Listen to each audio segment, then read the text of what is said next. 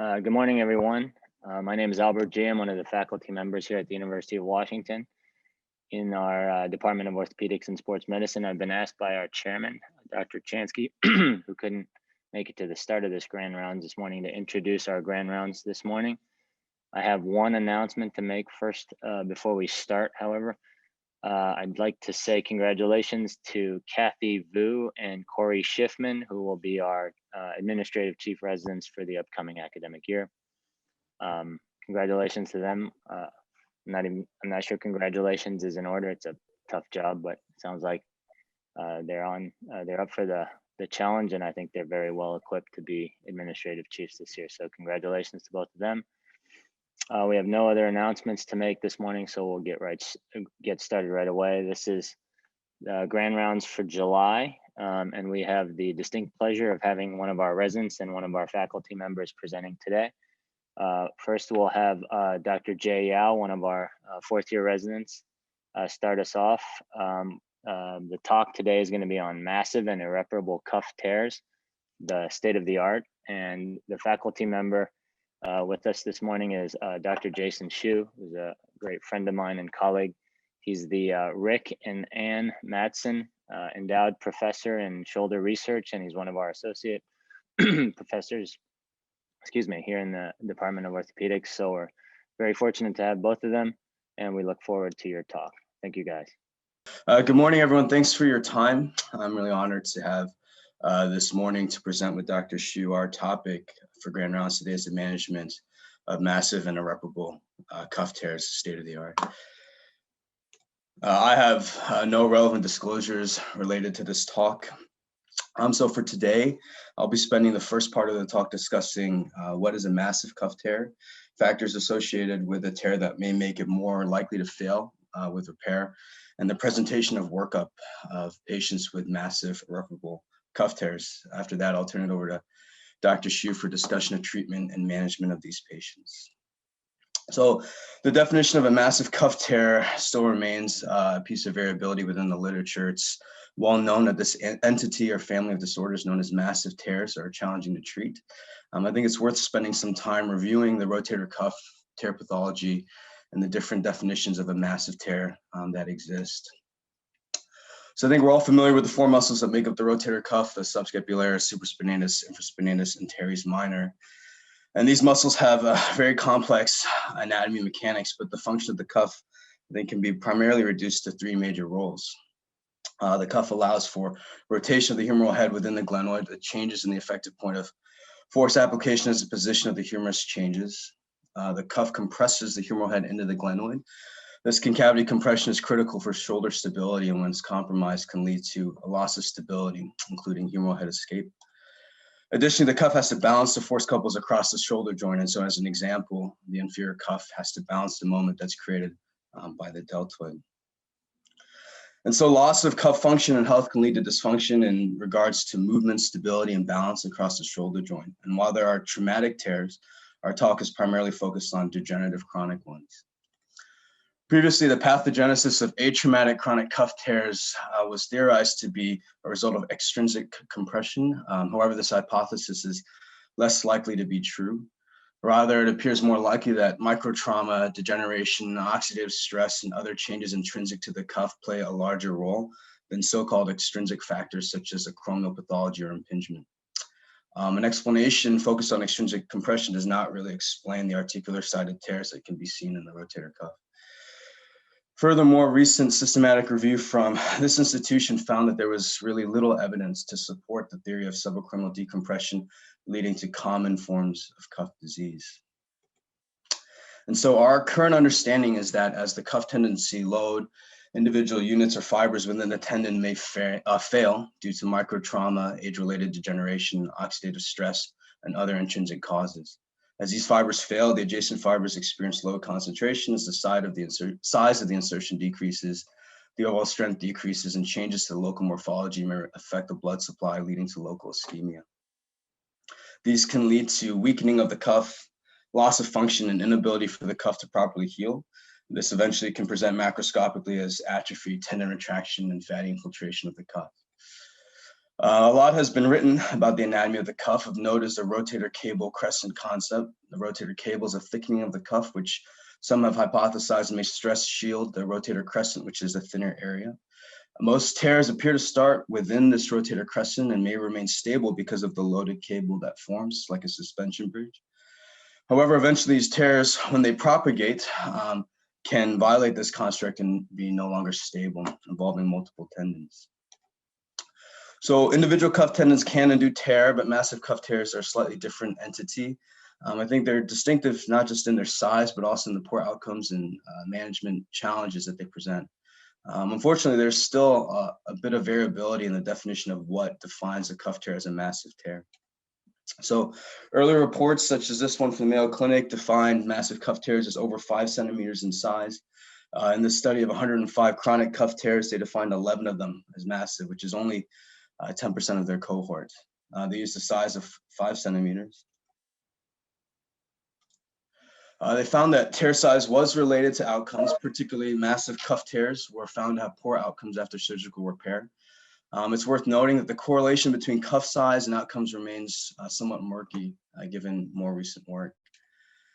Some have criticized the use of an absolute measurement as a cutoff for massive cuff tears, appropriately pointing out that patients come in different shapes and sizes.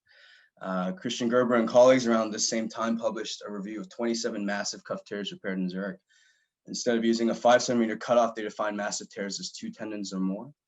Their endpoints were clinical and MRI follow-up.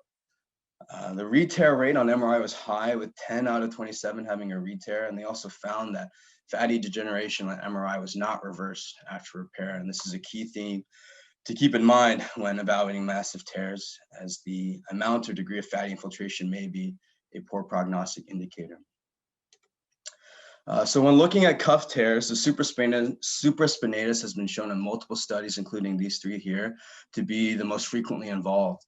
And in these cuff tears, a proportion of patients will have concurrent tears of the infraspinatus. And so using the 2 tendon definition, the prevalence of massive cuff tears may be higher than previously reported. A more recent study out of Japan has expanded our understanding of the anatomic relationship between the supraspinatus and infraspinatus. So in this study, they dissected 113 shoulders and 64 cadavers and found that, contrary to previous belief that the infraspinatus insertion at the greater tuberosity is more substantial, superior, and anterior than previously believed. And so many isolated or thought to be isolated supraspinatus tears may also involve a portion of the infraspinatus. Here on the left, you can see what has traditionally been thought of as the supraspinatus footprint in pink and the infraspinatus footprint in purple. What they found instead on the right was that the infraspinatus footprint is much larger than previously thought, and it may actually provide more than just external rotation, but significant elevation power as well. So recent work has been done to try to subclassify massive cuff tears. Colin and co-authors looked at 100 patients with stage 3+ massive cuff tears and looked at the specific tear patterns. And they defined 5 types of cuff tears. I apologize, this is probably slightly difficult to understand at first glance, but we'll go through it. So each of these bars represents a different portion of the cuff. And so this bar is the supraspinatus, infraspinatus, teres minor. And they separated the subscap into the superior and the inferior subscap. And so a type A tear would be one involving the supraspinatus and the superior subscap. Type B, supraspinatus and the entire subscap. Type C, supraspinatus, infraspinatus, and superior subscap. Type D, supra and infraspinatus, and type E, supra, infra, and teres minor. And so they looked at active range of motion as their primary outcome, trying to correlate the pathology that was seen on MRI with a physical exam. And interestingly enough, if you look at all 5 of these groups, when it comes to pain, there's really no significant difference. And so tear pattern within this cohort of massive cuff tears did not seem to predict how much pain patients would have. However, there was a stark effect seen when looking at pseudoparalysis. And so you can see in the type A group, none of those patients presented with pseudoparalysis, whereas in the type B group, over 80% of them presented with pseudoparalysis. And type C and E also had a significant portion, whereas type D had almost no patients with pseudoparalysis. I think not surprisingly, the active range of forward elevation mimicked this. And so what they really found, I think, to sum it up, is that dysfunction of the entire subscap and supraspinatus or 3 cuff muscles may be associated with pseudoparalysis, which is important for our clinical understanding of these patients. So what is a massive cuff tear? I think for the purposes of this talk, we can probably accept both definitions of either 2 or more tendons or over 5 centimeters of tearing is valid. But I think we should caution that because of this variability, there's some variability within this group of patients with massive cuff tears, and it's more likely to be a heterogeneous family of pathology rather than a distinct, precise clinical entity. That means they can have a variable presentation, which may include something like pseudoparalysis. Also, we're focused primarily for this talk on what is the chronic group of patients. Although you can have acute and acute on chronic massive cuff tears, our focus is really on degenerative chronic tears. So what makes something quote unquote irreparable? I think, again, this is hard to define. Technically, you can repair anything. But what we really want to know are the characteristics that might dispose someone to have an unacceptably high risk of repair failure. So when looking at risk factors to re-tear, I think one of the biggest and most important to remember is age. So this is a paper out of WashU and AJSM looking at 49 shoulders with a 1-year minimum follow-up. And they found, looking at re-tear as their primary outcome, that age was associated with lower rates of healing after cuff repair. And so you can see here in their analysis that the patients who didn't heal were on average older than those who healed, about 63 years old in the non-healed group, and 55 in those who healed. And of course, the number of tendons involved also exerted an effect.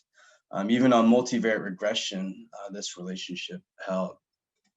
So in addition to age, the amount of fatty infiltration has been thought to be a predictor of cuff healing.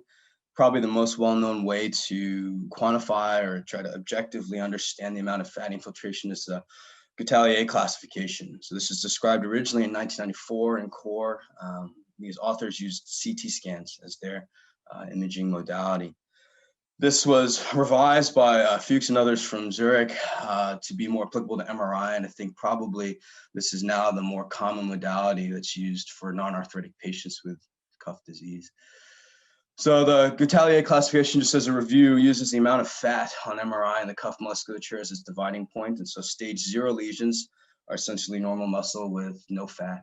Stage 1 lesions, as can be seen here on the left of this diagram, have fatty streaks, but these are rare and do not appear to be clinically very important. Stage 2 lesions have significant fatty infiltration, but there still remains a predominance of muscle, meaning that the amount of fatty infiltration is less than 50%. Stage 3 lesions have equal amounts of fat and muscle, and stage 4 lesions have more fat than muscle. So a recent meta-analysis of factors associated with re-tear after cuff repair have found a number of factors to be associated with re-tear. As previously mentioned, tear size was associated with an increased odds of having a re-tear. Fatty infiltration, again, was found to be associated with a higher risk of re-tear, whether it was fatty infiltration of the supraspinatus, infraspinatus, or globally throughout the cuff. And as mentioned previously, age was an important factor. So in addition to fatty infiltration, these factors, Meyer and co-authors also looked at the role of tendon retraction, particularly the supraspinatus. So they conducted a retrospective review of 33 patients, or 33 shoulders, excuse me. So on preoperative MRI, they determined the Guttalier classification, the amount of tendon retraction as could be measured on MRI. And their primary outcome was repair failure on postoperative MRI. And what they found was that tendon length seemed to be a key contributor to repair failure rates in addition to the amount of fatty infiltration. So just to look at these figures, so what you can see here on the left is that as the amount of fatty infiltration increases, the failure rate, which is the percentage here above the bar, goes up with progressive amounts of fatty infiltration. I think more interestingly, when they separate the patients out by the amount of tendon retraction within these groups, they found that a tendon length less than or equal to 15 millimeters was associated with a high failure rate. So you can see here in the Guttalier 0 and 1 patients that patients who had a tendon length of less than 15 millimeters had twice the risk of re-tear or failure compared to those with a longer tendon. Similarly, in the Guttalier stage 2 and 3, it's a 3 times difference between those who had a shorter tendon and those who had a larger one. And I think probably it's worth noting it's not just really the length of the tendon that's important, but length of tendon may actually be more a proxy for tendon tissue quality. And so while fatty infiltration is important, if the tendon is not retracted or has some residual structural quality, perhaps we might be a little more optimistic, as can be seen on the right side of this figure. So I think we've defined what is a massive cuff tear, and we've just discussed the characteristics or risk factors for failure repair, which would include a high amount of fatty infiltration, tendon retraction, or poor tendon quality, and other patient characteristics, which include things like age. I think the last thing I'd like to do before turning it over to Dr. Xu is to briefly review the presentation and workup of these patients. And some of this, I think, will be repeated material. So one important thing to realize is that in addition to evaluating the shoulder, it's important to evaluate the whole patient that is attached to that shoulder. And so this is one study from the Moon group looking at 393 shoulders with atraumatic tears that were treated through PT. And they classified them by cuff disease severity. And so they used the pain scores that the patients had as their primary outcome. And interestingly, they found that the tear characteristics were not really correlated with the pain. Rather, it was their comorbidities, their education, their race, and other social factors that seemed to be more strongly correlated with patients' pain. I think this may not be too surprising to some people, I suppose, if you understand that pain is a complicated response and that there are things that affect it outside the shoulder, but function may also be affected. So this is a paper by Harriman and colleagues looking at 333 shoulders with full thickness supraspinatus tears and looking at a variety of patient characteristics. They're looking at function. And so they found that, in addition to supraspinatus tear, having an infraspinatus tear was linked to patient's function, but they also found that medical and social comorbidities were negatively correlated with outcomes. So I think everyone agrees that taking history is important, but in the setting of massive cuff tears, I think especially we need to be very careful to understand the progression of the patient's symptoms, the nature of their symptoms, and additionally the factors extrinsic to the shoulder. There's a variety of exam findings and tests relevant to the rotator cuff. I think in the interest of time and knowing our audience, I won't review these in detail. However, one thing that's worth noting is that there's been some suggestion that simple exam findings, such as a hornblower or a dropping sign, may actually correlate with the amount of fatty infiltration and could be considered pathognomonic. So this is a French study on 54 patients who were operated on for supra and infraspinatus tears.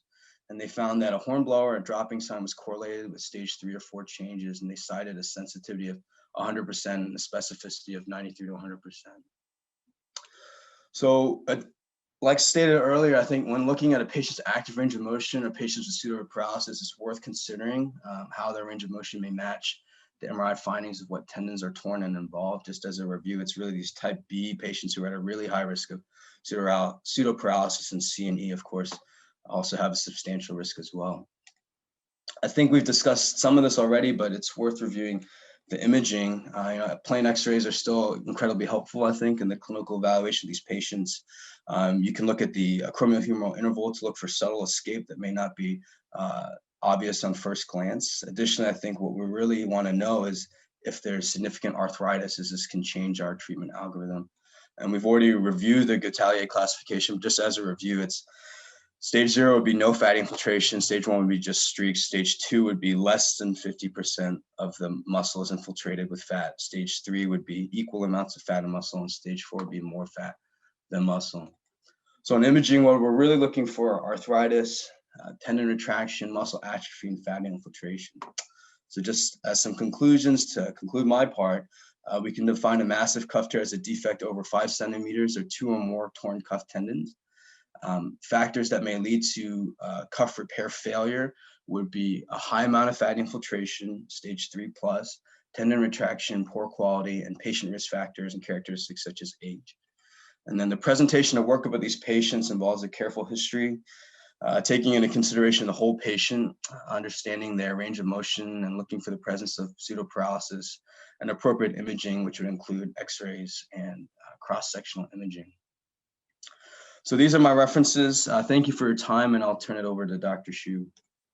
So Jay, thanks for the great presentation. That was a great review and background of massive and what we might consider functionally irreparable cuff tear. So I'm going to talk more about the management options and the latest on what's out there for treatment of these massive and irreparable tears.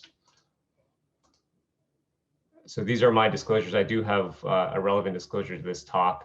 One of the options I'll discuss for irreparable cuff tears is reverse arthroplasty, and I do work with DJO on the design of these implants.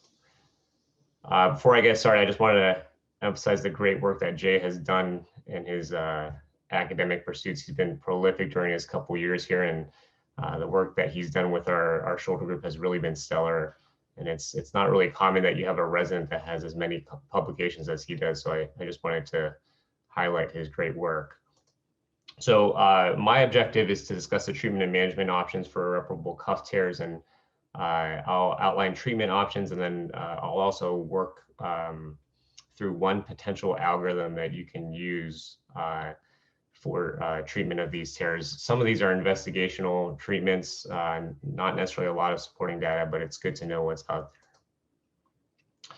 So orthopedic surgeons are known for trying to keep things simple, and when it comes to treatment algorithms, we do like to keep things simple. So this is a back of the napkin algorithm that one of my previous co-residents had recommended, and it would be super nice to have something simple like this, but as many of you that have treated rotator cuff problems know well, when it comes to anything related to the rotator cuff, nothing is really this straightforward or simple. So I'll present a general algorithm that I'll use, and unfortunately it'll be a little bit more complex just because there are so many variables to consider related to the patient and the characteristics of a tear that make it a little bit more complex. But I'll try to keep it simple, and I'll use a case-based presentation to outline the treatment options and how they fit into this algorithm. So we'll start with this case. It's a 71-year-old female. She's had an increase in pain over the last couple of months after an overseas trip.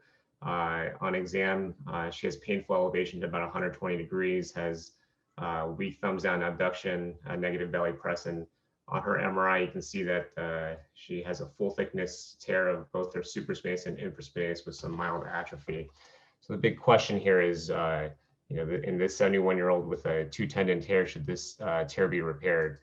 And so Jay kind of went over some of the data related to this. About 30 years ago now, Drs. Harriman and Madsen reported on about 100 rotator cuff repairs, and they were really one of the first to show that rotator cuff repairs don't always stay intact. And so they used ultrasound and found that in repairs in which when more than just the supraspinatus need to be repaired, over 50% of them retore, and age and size of the tear were the most important factors. And more recently, the group out of WashU reported that even using contemporary arthroscopic double row techniques, that the majority of massive tears retore. And the interesting thing here is that despite re-tearing, the majority of the patients that retore still had high ASES scores. And this really suggests that there's something more to just the structural aspect of the surgery that led to good results, and that fully intact rotator cuff isn't really necessary to have a well-functioning shoulder. And Jay also went over the systematic review that was done by Dr. Madsen and Dr. G, looking at rotator cuff repair failure, and found that tear size, muscle atrophy, age, all are significant risk factors for re-tear, which, if you remember, the patient that I presented had. So conservative management may just do fine in these patients. We can focus on gentle stretching to help resolve any capsular stiffness, and then the exercises here involve mostly active assist exercises like active assist forward elevation and some external rotation stretching. And then once the range of motion is maximized and any capsular stiffness is resolved, the patient can start on some cuff and deltoid strengthening. In particular, we try to focus on the anterior deltoid strengthening and retraining this muscle so it can compensate. This is particularly helpful for patients with large tears. And then we can also work on internal and external rotation strengthening, which can help to maintain the muscular balance of the shoulder that Jay described earlier.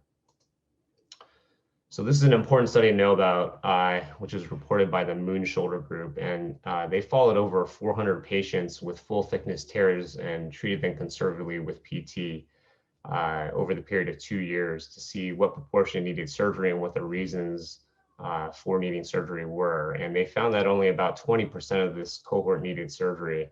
One of the important points of this paper is that the expectations regarding the effectiveness of conservative treatment and physical therapy was more important than the symptoms that the patient had or the structural or anatomic features of the tear itself. So if you look at this figure, the patients that had a score of 5 for expectation. So the higher score here is that you have higher expectations that PT would work. And if you look here, you can see that there's a direct correlation of surgery-free survival and expectations, with a higher percentage of those with high expectations for PT not needing surgery, and then less than half of those with low expectations being surgery-free by 2 years. So one of the big questions is whether this is a modifiable factor and whether you can convince a patient that PT will work and change their outcome. And I think most people would think that this is a modifiable factor. And this was an interesting systematic review looking at psychosocial factors in the management of cuff tears. And the data really suggests that psychosocial factors significantly influence the level of pain and disability that these patients experience. And there was a direct relationship between patient expectations and outcomes.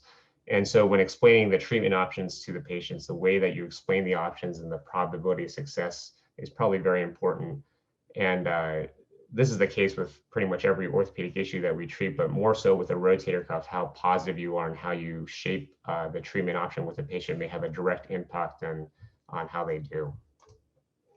So going back to this patient presenting with 2 months of pain and an MRI showing a 2 tendon tear, she was treated conservatively, and by 2 months she had full motion and minimal pain.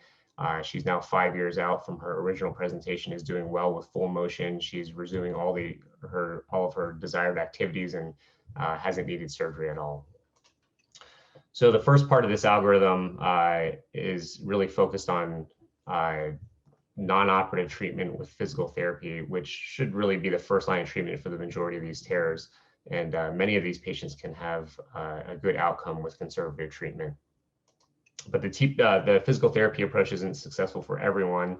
And so for me, the next decision branch is whether the patient has arthritis. And this may be pretty obvious, but if the patient has arthritis, we're looking mainly at arthroplasty options, including CTA hemi if they have well-compensated motion and an intact coracoacromial arch, which I'll kind of describe later, or reverse shoulder arthroplasty for those that are more pseudoparalytic.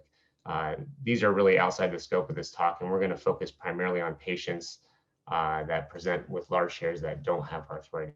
So in the patient with a massive or irreparable tear with no arthritis, the exam plays an important role, and we want to know whether the patient is able to compensate for their tear appropriately. So despite having a 2 tendon tear, many patients can actually use their anterior deltoid to compensate for the lack of strength. And so here's a case example of a very active 61-year-old who presented to me after having 2 previous surgeries, attempting to repair the rotator cuff, and presented for a second opinion because after a second cuff repair, they ordered another MRI, which showed a failed repair. And this was a second opinion on whether she should get a superior capsule reconstruction or reverse total shoulder. And on exam, she had retained elevation, but what was really notable that she had audible crepitus, and you could hear grinding and popping when she elevated and rotated her arm, particularly in abduction.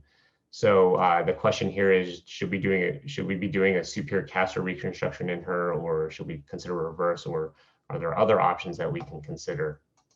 And so to answer that question, it's important to understand the concept of the humeroscapular interface, which was described by Dr. Matson. And if you think about the shoulder, we're often thinking about the articulation between the humeral head on the glenoid, but it's important to understand that this motion interface between the proximal humeral convexity and the coracoacromial arch is very important. So in the native shoulder, the rotator cuff naturally rotates within the proximal, the rotator cuff and the proximal humeral convexity rotate within the concavity created by the acromion and the coracoacromial arch.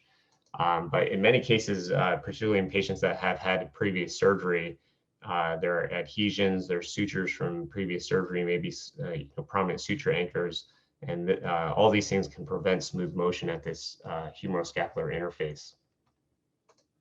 So the smooth and move is a procedure that Dr. Matson described, and this involves a few different things. So, doing a manipulation or capsule release to resolve any capsular stiffness, taking care of any biceps problems, because usually there is a subluxed or partially torn biceps. And then the important part here is removal of adhesions, sutures, or anchors in the humeroscapular interface, and making sure that the proximal humeral convexity is smooth again. because oftentimes with rotator cuff tearing, you have an exposed tuberosity that's prominent. And it's really important in these patients to preserve the coacrocochromial arch, so we do not take down the CA ligament. We clean out this interface, and then immediately after surgery, the patient can start moving with physical therapy. And this is as opposed to rotator cuff repairs or tendon transfers. In those patients, you really have to give them 2 months of immobilization, whereas in this procedure, you can start having them move right away. So in this patient that I talked about, the 61-year-old active female, this is her arthroscopy photos. You can see a lot of suture and prominent anchors within her subacromial space that was probably responsible for the audible crepitus. And so the procedure here again is to free up the humeroscapular interface by removing all the sutures, the suture anchors, and then using a burr to burr down the tuberosity. And so we started her moving essentially immediately after the surgery. At her 2-week follow-up, she had full motion. She didn't use any pain medication after this operation. And she's now 4 years post-op. She hasn't needed a superior capsular reconstruction or reverse, and she's back to all the activities that she enjoys doing. So we reported on about 150 patients with compensated cuff tears and found that the procedure was both immediate, it provides immediate results and durable results. So at 6 weeks post-op, the majority of these patients have a significant improvement in their range of motion. And then we also reported an over 7-year mean follow-up and found that the revision rate was fairly low at only 5%. And the majority of these patients, about 70 to 75%, had a simple shoulder test change of more than 2, which is the minimally clinically important difference. So there have been some other groups. Dr. Matson described this originally, the smoothing moves as an open approach, but there have been a couple groups in Europe that have taken a similar approach and have done this arthroscopically in terms of the reversed arthroscopic subacromial decompression. And if you look at their indications, very similar. Patients that have some retained active motion are able to compensate for these tears. Those who didn't show improvement with in mobility and pain with physical therapy were considered poor candidates. And then in terms of the technique, it's very similar, taking care of any biceps pathology, any capsular stiffness, and then debriding the rotator cuff and doing a tuberoplasty and ensuring that the CA arch was not disturbed at all. And the results are very similar to what we've seen. And so these are the 12 questions, the simple shoulder test, and you can see that there's significant improvements in the majority. So again, to review here, the smooth and move is the indication is those with a irreparable cuff tear with preserved active motion and intact CA arch. And the technique is could be done either arthroscopic or open, and involves either a capsule release or a manipulation, potential bicep procedure, and then clearing the humeroscapular interface with immediate post-op range of motion. So in our algorithm here, if you have a well-compensated shoulder with an intact CA arch, then this smooth and move or reversed subacromial decompression is a good option. I'll talk a little bit about more of an investigational thing called the subacromial balloon. I'll just bring this up. I haven't done this before, but this is something that's coming out in the United States soon. So again, this is an investigational device, and what this is an arthroscopically deployed PLLA balloon. And this is a video that one of Dr. Matson's previous fellows, Samar Hassan, took while doing this procedure. And the goal of doing this is really, if you put in this subacromial spacer, the thought is that it'll depress the humeral head and it'll improve deltoid efficiency and glenohumeral kinematics. And so it's coming here in the United States pretty soon, and it has been used in Europe for about 5 or 10 years. And there have been a few biomechanical studies on it suggesting that it can restore intact state glenohumeral contact pressures and lower the humeral head and maybe increase the deltoid load. But we're going to have to keep a close eye on the data that comes out with this.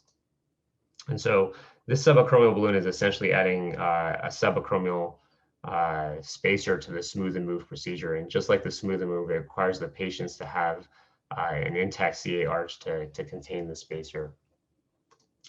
But what about patients that have weakness and they aren't compensating as well? And so this is probably the most challenging group, where these are usually younger patients that are more active. And so my approach to these patients is that, short of a reverse arthroplasty, the only way to regain function and strength is to somehow connect muscle, whether it's native or transferred muscle, to back to the tuberosity to recreate the function of the cuff. And so, depending on the features of the tear, this can either be trying a partial repair or doing a tendon transfer. And so here's an example of 39-year-old young guy, security guard, had multiple injuries through military service and had previous surgeries, including a rotator cuff repair. Now has pain, weakness, and a feeling of instability of the shoulder. And so he had poor forward elevation. His exam was positive for a positive drop arm test, some external rotational weakness as well, and actively could not externally rotate past neutral. And his MRI showed a pretty large rotator cuff with some atrophy. So you can see here the tendon is retracted to the glenoid, and then on the T1 sagittal, you can see the fatty atrophy includes the supraspinatus and the infraspinatus here. And so when we go through the options here, there's so many options that we can consider. And after failing conservative management, in this case, because he's not well compensated, the debridement or smooth and move procedure is not going to be probably a great option for him. And then he's a little bit too young to consider any kind of shoulder arthroplasty. So you have all these other options here with partial repair or tendon transfers to consider. And I'll present two options, which are my preferred options for these patients, which is either attempt at a partial repair or a lower trapezius transfer. And so the big question is, when should you attempt a repair versus doing a tendon transfer? And so if you have a patient with a supra and infra tear that has weakness and is relatively young and active, I like to figure out on the T1 sagittals whether there is infraspinatus atrophy. And oftentimes these patients will present with an increase in pain, and the goal here is to figure out whether this is more of a completely chronic thing or whether it's acute on chronic. So on this T1 sagittal, you can see the supraspinatus is atrophy, but the infraspinatus is not. And so this is where I think you could consider a partial repair. So this was a fun study that I did in residency, and so oftentimes I spent a year doing research in a lab looking at the rat rotator cuff model. And so what we did in this study was we created chronic supra and infra tears, and we essentially took down the supra and infraspinatus on a rat, which the anatomy is very similar to a normal human shoulder. And so we divided them into three groups. We did a no repair sham surgery group. We did a partial repair where we only repaired the infraspinatus, and then we did a full repair of the infraspinatus and supraspinatus. And then we did a gait analysis. And interestingly, if you look at the gait of a rat, that's essentially equivalent to looking at the human shoulder function. So very interestingly, what we found was that if you look at the kinematics or the kinetics of or do gait analysis of the rat, that down here in the blue line here, this is the rats that had sham surgery and no repair. And then the red here is where we repaired the infraspinatus only. And then the green here is where we repaired both tendons. And you can see that, whether you repaired both tendons or just the infraspinatus, the kinetics of the gait analysis was very similar. And this supports what Jade referred to earlier. The rotator cuff force couple is important. If you have a balanced anterior and posterior rotator cuff force, that usually there's a lot of compensatory deltoid function that can produce normal function in the human shoulder. And so clinically, there's been a few studies on partial cuff repair, and overall these studies have shown that these patients can be very satisfied with the procedure. They will get significant improvements in strength and range of motion. This is the most recent one that was published, looking at a comparison of a complete repair where they aggressively released as much muscle and tendon as possible to get the tendon over to the tuberosity, versus just doing a partial repair alone and not doing aggressive releases. What they found was that in terms of pain and functional outcomes and range of motion, they were similar between the two groups. But the interesting thing is that if you look at the follow-up, and the re-tear size, it was much higher, much larger in the complete repair group. And that's oftentimes if the tendon pulls off, if you've done a complete release of the rotator cuff, that you're more prone to having a larger re-tear. And so it may be, advisable to do a partial repair rather than trying to release as much muscle as possible when you're doing these repairs. So partial repair can be considered in those that are acute on chronic tear, specifically if the infraspinatus is not atrophied. But if you have a chronic tear where both the super and the infra are atrophied, then this is when we usually consider tendon transfer or arthroplasty. So this was kind of a classic treatment for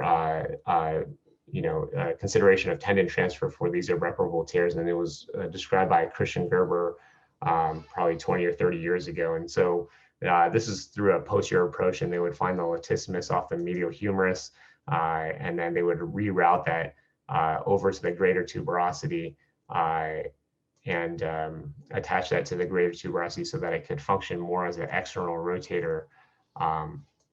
The issue with this is that the native insertion of the latissimus, it acts as an internal rotator and an adductor, and after you transfer it, it needs to then become an external rotator and help an abduction. And so this is what we consider an out-of-phase transfer, and it really requires a lot of therapy and to retrain the latissimus as an external rotator. And a couple studies have shown that it's not always possible to get this latissimus to be what we call in phase, where it acts as an external rotator and abductor, and it's a variable finding. And so the latissimus is considered an out-of-phase transfer. And more recently, we've been looking at the lower trapezius as a potential muscle for transferring. And because if you transfer the lower trapezius, it's considered in phase. So you can see here that the direction of pull, if you transfer the lower trapezius, is more in line with the infraspinatus, where the latissimus is more of an inferior pull rather than the kind of external rotation pull of the native infraspinatus. And so biomechanical studies have shown that the moment arm is in a better position. The lower trapezius is in a better position than the latissimus for external rotation.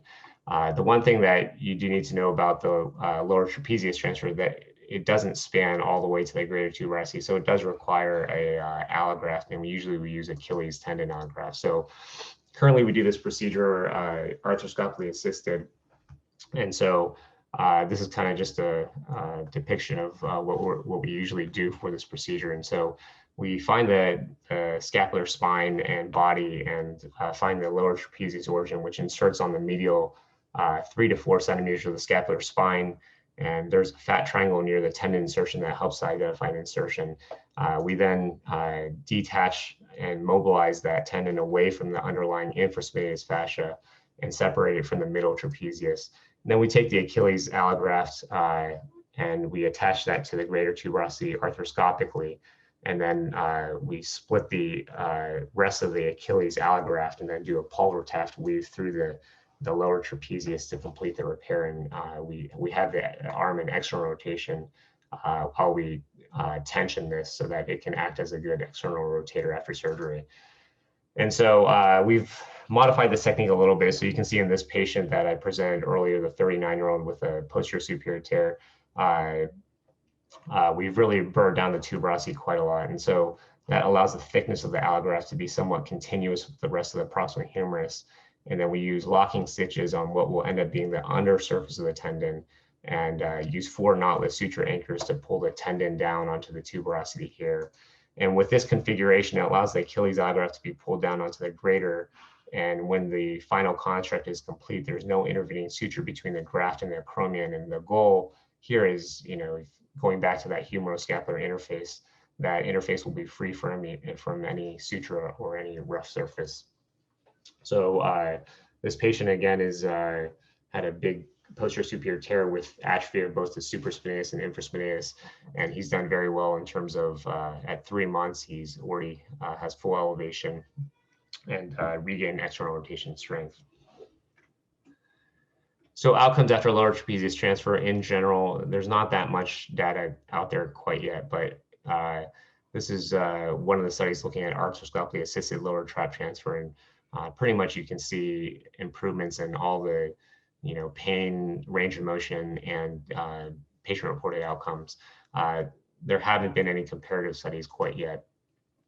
But so taking a look at, these patients with that are younger and have some weakness and higher expectations after surgery, if it's acute on chronic where the infraspinatus has some atrophy, has no atrophy, then I think a partial repair is a good option. Whereas if it's really chronic where the supra and infra are both atrophied and retracted, then we consider the lower trapezius transfer, and classically was described more as latissimus, but I think the lower trapezius has better biomechanical characteristics to it. I'll talk briefly about the superior capsular reconstruction because it really is a hot topic now and it's being performed a lot. I don't think we perform many of these at our institution, but it's good to know about. So Dr. Mahata originally described this over maybe about 10 years ago now. And what the superior capsular reconstruction is essentially taking either autograft or allograft and spanning the defect between the glenoid and the greater tuberosity. So he originally described this in 24 shoulders using a fascia lata autograft. And in his original report, they saw significant improvements in range of motion, an increase in the acromial-humeral distance from 4 to 8 millimeters. And this really has taken off, and it is really a kind of a hot procedure these days where there's been thousands done, probably 20,000 done in the past year or two. And if you look at PubMed on superior capsular reconstruction, the number of publications on this, I mean, there's probably been 150 to 200 in the past 5 years with very little clinical data. It's mostly biomechanical or review data. And if you look at a lot of the, clinical data, it's really, just subsets and cohorts of the original surgeon's experience. So there is some more clinical data coming out now, which is good to see, but I think this procedure still needs a little bit more data. Here in the United States, the superior capsular reconstruction, we are using human dermal allograft. So you can see here in this arthroscopic picture from the lateral portal, you can see the glenoid and the humeral head here in the retracted cuffed hair. And so we use human dermal allograft, and we shuttle that through and anchor it both to the glenoid and then to the greater tuberosity. So I think the data is still pending on this, and whether or not this is better than any other procedure that we do, I think it's still questionable currently. So what about irreparable subscapularis tears? That's a different problem that we have to address. So here's a example of a 41-year-old that has had a failed subscap reconstruction. He had a subscap tear originally working as a police officer, and then had an attempted subscap repair with allograft reconstruction 5 or 6 years ago. Felt a pop in about 4 months after surgery when he was working with physical therapy, and on exam had poor elevation, a lot of pain, positive stomach compression and liftoff tests. And you can see on this MRI here, he's had an attempted reconstruction. His subscap is no longer connected, and he has pretty much complete atrophy of the subscapularis.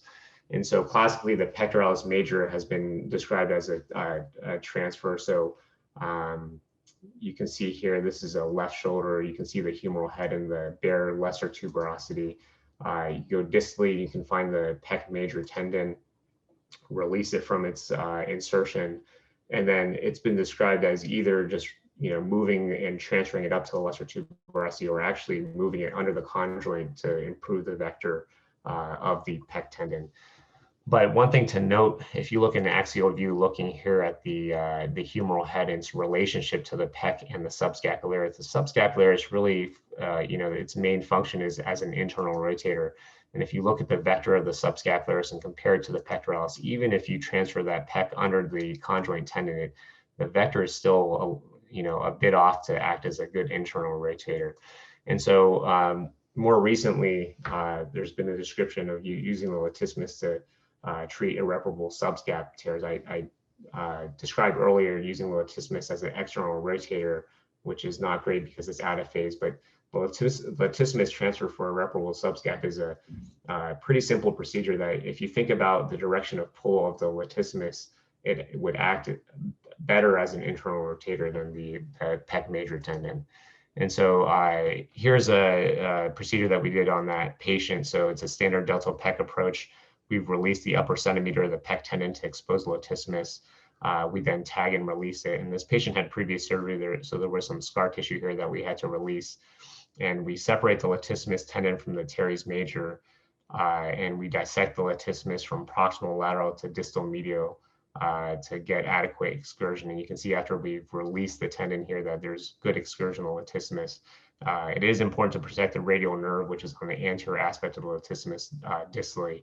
Then we anchor the latissimus down to the lesser tuberosity and use a couple anchors to bring it down. So a couple things, this is not a perfect procedure. If you look at the diagrams of how the latissimus inserts, optimally it would be here on the red surface where we get it past the bicipital groove and really get that internal rotation force. But oftentimes it's hard, even when you completely release the latissimus, to get it all the way up, higher up on the lesser tuberosity. The other downside is that if you've seen a subscapularis muscle and tendon, it is really beefy, and the latissimus, after you transfer it, admittedly is not as big as the subscapularis.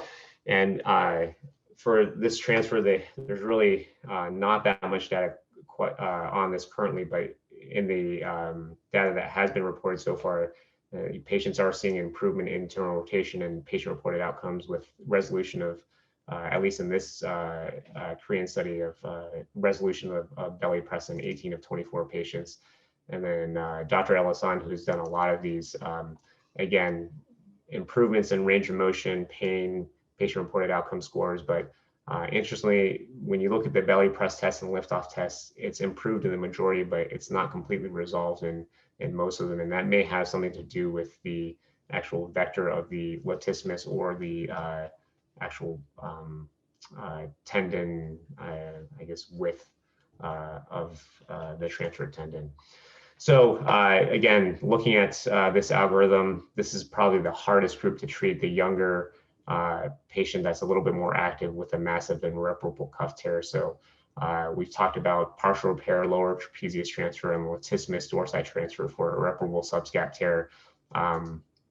So in patients that are not younger or a little bit more elderly and low demand, a reverse total shoulder is a totally reasonable option to consider here. So here's an example of a 78-year-old male that presented to me recently. He had a fall while hiking and has had pretty severe pain since that fall. And on exam in the clinic, he only had active forward elevation to 60, had a positive drop arm, positive stomach compression test. And he's been in physical therapy for 6 weeks and unfortunately has not been able to improve this. So he came to me wanting to get on the schedule to repair this cuff as soon as possible. The question is whether or not it's worth it to repair this acute tear in someone who has tried physical therapy but is still somewhat pseudoparalytic. So I'll make the argument here that if you compare cuff repair versus reverse shoulder replacement in the more elderly low demand patient, to me, there's very little question that the reverse total shoulder is probably the better way to go. The surgical time is less. So these days, with reverse total shoulders being more commonplace, the workflow's easier. We can get these surgeries done in about an hour, whereas repairing a massive cuff tear can take sometimes a couple hours to do. And surprisingly, with the reverse total shoulder replacement, even though it's a joint arthroplasty, many of these patients really have minimal pain in the post-op period. The time to functional recovery is very quick with the reverse total shoulder replacement, and there's really no dependence on soft tissue healing, so you don't have to worry about them being immobilized for a couple months for something to heal down. And currently, with modern day reverse shoulder arthroplasty, the complication rate is really low, and we worry about dislocation and component failure, but with common prostheses these days, it's not that common to have a complication related to that. I would say that the complication types are probably worse with the reverse total shoulder. We always have to worry about acromial stress fractures, which is happens in about 3 to 4% of patients with reverse shoulder arthroplasty, and that's not something that you would see with a cuff repair. So in terms of complication types, maybe not as bad with the cuff repair, but the overall recovery with the reverse total shoulder replacement is generally much better. So if you look at the early data on reverse shoulder arthroplasty for irreparable cuff tear, so this was Dr. Frankel's data and looking at 60 patients with cuff tearing and no glenohumeral humeral arthritis, definitely saw some functional improvement, but very high complication rate of 20%. And a lot of this was related to glenoid base plate complications, dislocations, acromial and scapular fractures. And Christian Gerber also around the same time reported on results from 5 to 15 years using the reverse shoulder and for irreparable cuff tears, and found significant functional improvements, but a really high complication rate of 37.5%. So that's not something that we, a number that we're okay with. But if you look at the more current data on reverse shoulder arthroplasty using contemporary prostheses and the fact that we're doing so many more of these reverse shoulder arthroplasties, the complication rate is actually very low these days, and the survivorship is actually quite good. So this is a 10+ year follow-up, and we're looking at probably more than 90% survival rate of these implants.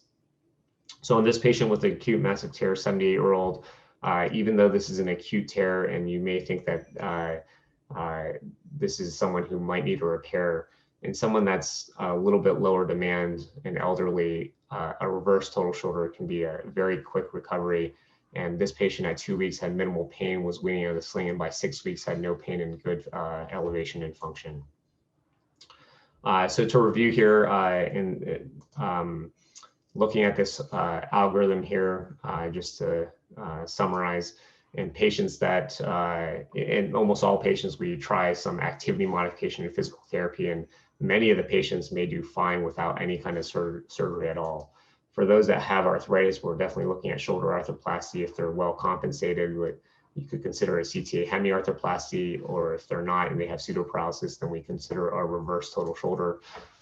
For patients with no arthritis and they have a well compensated their function and they have an intact CA arch, we consider the smooth and move procedure, or what others term as a reverse subacromial decompression.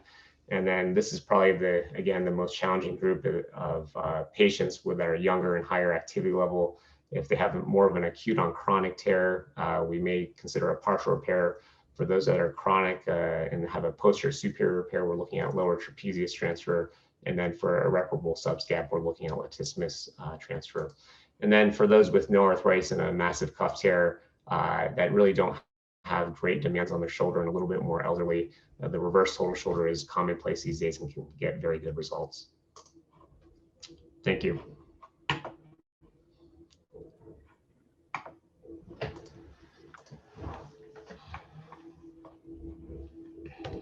Jason and Jay, this is Howard, and I have a question. And before I get to it, that was just an incredible grand rounds. Thank you to both of you. My question is, Jason, that as a non-shoulder surgeon, what seems to be catching my attention in my inbox and in the journals are references to using different biomaterials to aid in the repair of these massive cuff tears. And of course, I'm very skeptical when I see those. And I noted that you really just glanced over that whole issue in your talk, and I was interested in what your thoughts are on those. So I went over a little bit with the superior capsular reconstruction, and then there are some newer devices these days where, because we're worried about the tendon quality of many of these patients that we're doing cuff repairs on, a lot of people are using dermal allograft or some other device to try to help to maintain that cuff repair. And actually that subacromial balloon is actually being used to help to kind of supplement and hold down a cuff repair. I think the data out there right now is not there at all, actually. So I don't have any experience with it. I think that in the next 5 or 10 years there might be some improvement or some data that we get out of it. So me and Albert in residency both were working in labs looking at other ways to recreate tendon and somehow maybe use biologic augmentation to span between the rotator cuff and the tuberosity. But it's really hard to mimic native tendon and get it to heal and function well. So there's really not great data on there. Maybe in the next 5 to 10 years that might come up. And one other question, does the interpositional balloon work by maintaining the center of rotation of the glenohumeral joint? Well, it's in some ways you have to have an intact anterior and posterior cuff to, that force couple to keep the glenohumeral joint stable. And then the goal is with that procedure is that the subacromial balloon would depress the humeral head and kind of restore more normal kinematics to the shoulder. Because if you have a large tear and you're not compensating well, the thought is that when you try to elevate your shoulder, there's nothing depressing the humeral head. And by depressing the humeral head with the spacer, you may be able to restore some kinematics that allow for better motion. So there have been some preliminary studies on that, but nothing again showing that it's any better than just doing a debridement procedure.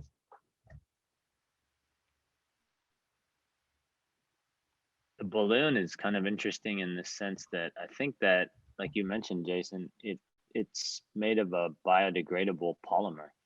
I think it goes away after like a month or two.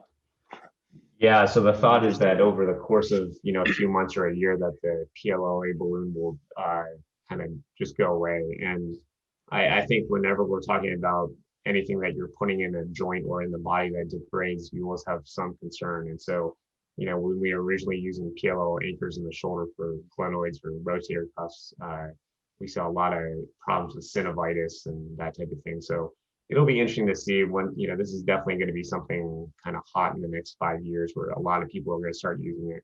And we really need to, do good studies on comparing something like the subacromial balloon to something like a simple procedure like the smooth and move, just to see if really that there's value in using that device.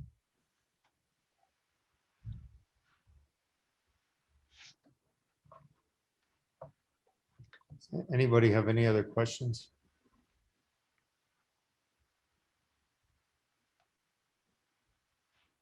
Okay, Albert, thank you for introducing Grand Rounds. And as everybody knows, we typically skip August for Grand Rounds. So have a great summer if I don't see you, and see you at our Grand Rounds the first week of September.